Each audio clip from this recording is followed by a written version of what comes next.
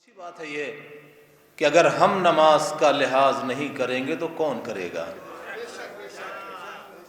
اس لیے کہ ہم ان کے ماننے والوں ہیں کہ جنہوں نے نماز کو بچایا ہے، ہم ان کا ماتم کرنے والے ہیں، ہم ان کی فرش ادا بچھانے والے ہیں جنہوں نے روز عاشور میدان کربلا میں اول وقت نماز کو یاد دلا کر کے اپنے آپ کو امام کی دعاؤں کا مستحق قرار دیا ہے۔ ہاں، یہ بہت بڑا شرف ہے۔ اگر آپ نماز کو وقت پر یاد کریں گے تو آپ امام زمانہ کی دعاؤں کے مستحق قرار پائیں گے۔ آپ سنتے رہتے ہیں، اسی لیے آپ نے امام حسین نے کہا تھا سعید و زہیر کے لیے کہ پروردگار انہیں نماز گزاروں میں شمار کرنا۔ تو یہ مرتبہ ہے، یہ اہمیت ہے، یہ عظمت ہے، اور اس کا احترام بہرحال میں تو اپنا اصولی میں نے بنا لیا کہ میں وقت نماز مجلس نہیں پڑھتا، اور جہاں بھی رہتا ہوں وہاں کوشش کرتا ہوں کہ وقفہ اول وقت نماز کے لیے ہو، ورنہ نماز کا وقت تو بہت ہی طولانی ہے، مگر اصل مسئلہ ہے اول وقت نماز پڑھنے کا۔ اور وہی میں جو جملہ کہہ رہا تھا، بات میں کہیں سے کہیں چلی گئی کہ خود شہزادی کائنات حضرت فاطمہ زہرا صلوات اللہ علیہا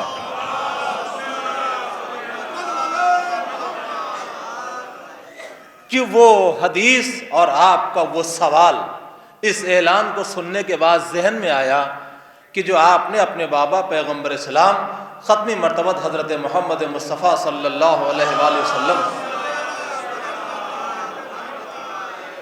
سے کیا تھا، بزرگوں سے معذرت کے ساتھ میں اپنے ہمسن اور کمسن بھائیوں سے مخاطب ہوں، اور وہ ان سے خصوصی توجہ کا طالب ہوں کہ وہ غور فرمائیں۔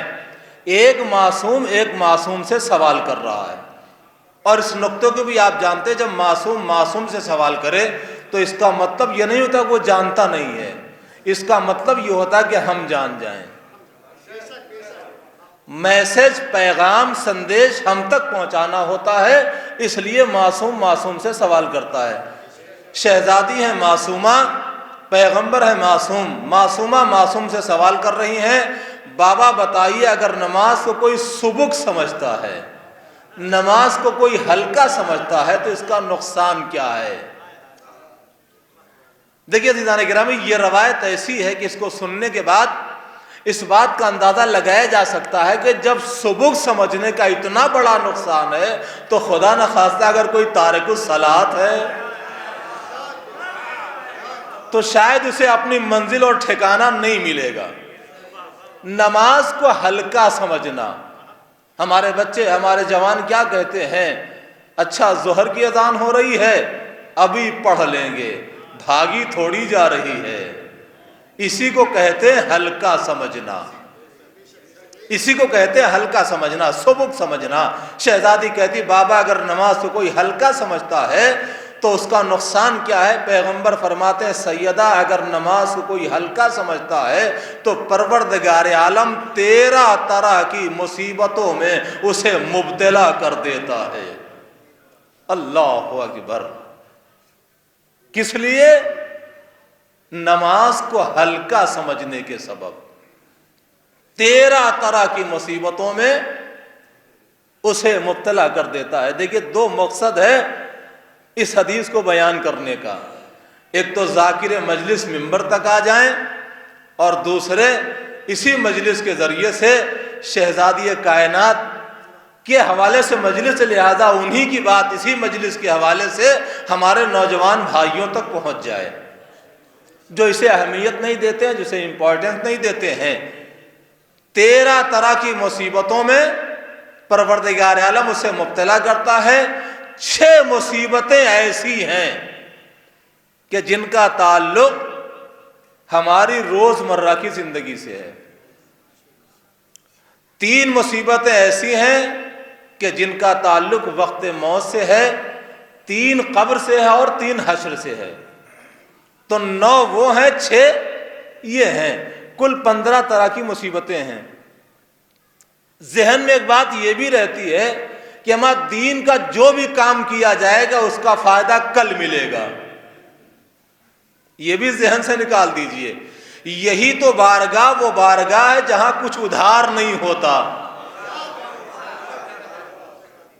اللہ کی بارگاہ اور معصومین کی بارگاہ وہ ہے جہاں کچھ ادھار نہیں ہوتا، ابھی کیجئے ابھی لیجئے،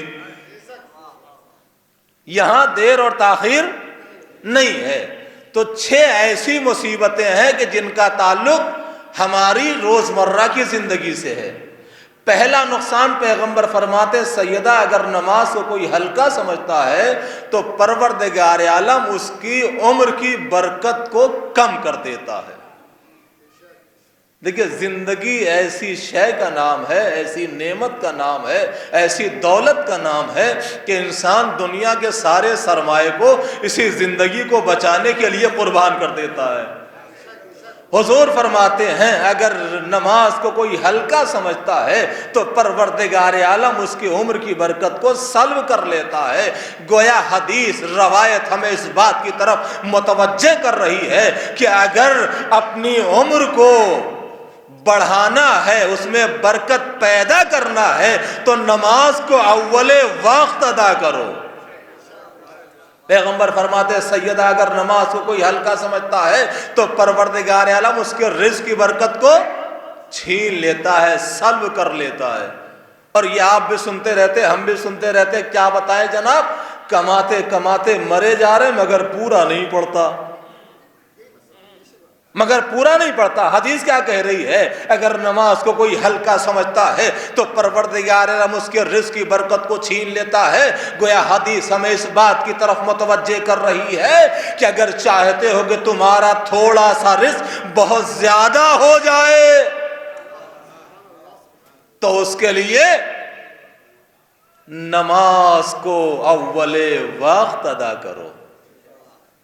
یہ ہے وہ نقصانات کہ جو نقصانات ہمیں صرف اس لیے اٹھانے پڑتے ہیں کہ ہم نماز کو اس کے وقت پر یاد نہیں کرتے اور ادا نہیں کرتے۔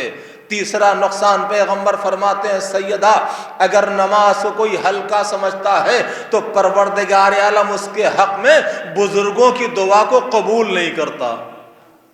دیکھیں یہ سارے نقصانات ایسے ہیں کہ جن کا تعلق ہماری روزمرہ کی زندگی سے ہے، اس کے حق میں بزرگوں کی دعا کو قبول نہیں کرتا ہے۔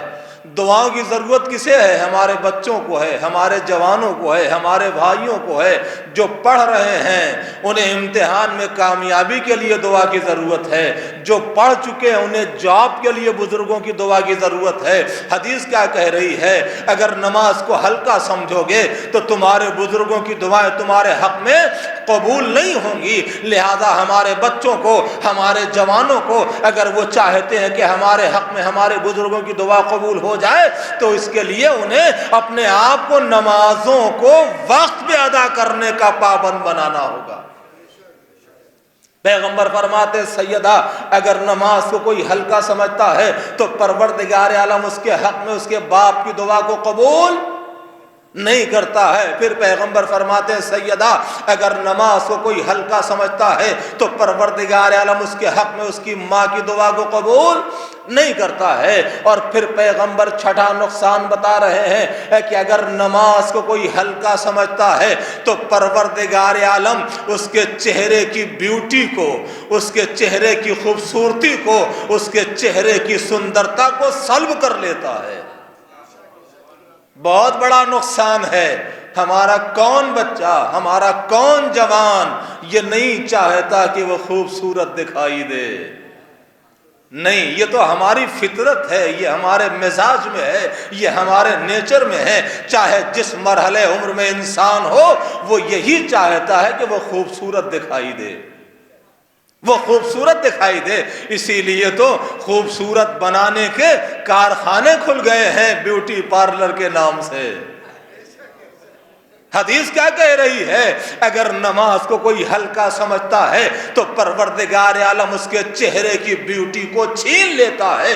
گویا حدیث ہمیں اس بات کی طرف متوجہ کر رہی ہے۔ آخری بات ہے، ہمارے نوجوان غور سے سماعت کریں گے، حدیث ہمیں اس بات کی طرف متوجہ کر رہی ہے کہ اگر نماز کو اگر کوئی یہ چاہتا ہے کہ وہ خوبصورت دکھائی دے تو اسے پارلر نہ جانا ہو بلکہ وقت سے مصلی عبادت پر آئے۔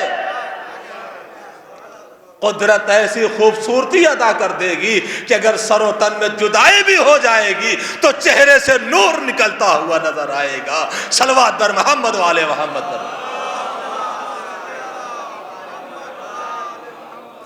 حضرات معصومین کی تاریخ ولادت پر اور معصومین کی تاریخ شہادت پر صرف جشن کرنا یا صرف فرش عزا بچھانا ہی کافی نہیں ہے، بلکہ ان یادوں کے ساتھ ساتھ اس بات کی طرف بھی توجہ ہماری ہونی چاہیے کہ جس کی یاد میں ہم نے فرش محفل یا فرش مجلس بچھایا ہے اس کی سیرت ہمیں کیا دعوت دے رہی ہے، اس کے اقوال ہمیں کن باتوں کی طرف متوجہ کر رہے ہیں.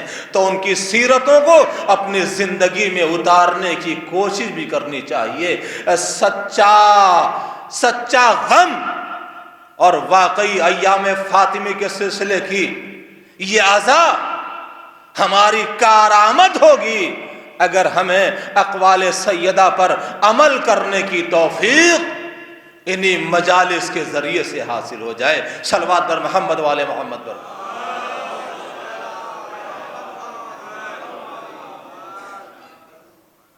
حضرات وقت کل 25 منٹ کا بچا ہوا ہے. شبر بھائی سے گزارش ہے کہ وہ امام باڑے میں آئیں اور بتائیں کہ مجلس ہوگی یا نماز کے بعد ہی ہوگی. تب تک آپ حضرات کی خدمت میں گزارش ہے کہ ایک بار سورہ حمد اور 3 مرتبہ سورہ اخلاص پڑھ کر کے خانوادہ محمد اظہر مرحوم کہ جتنے بھی مرحومین ہیں اور جو بھی حال کے دنوں میں علماء اور خود پاکستان میں جو مومنین جن کا قتل عام ہوا ہے اور تمام مومنین و مومنات اپنے مرحومین کی بھی آپ حضرات ایصال ثواب فرمائیں. بسم اللہ.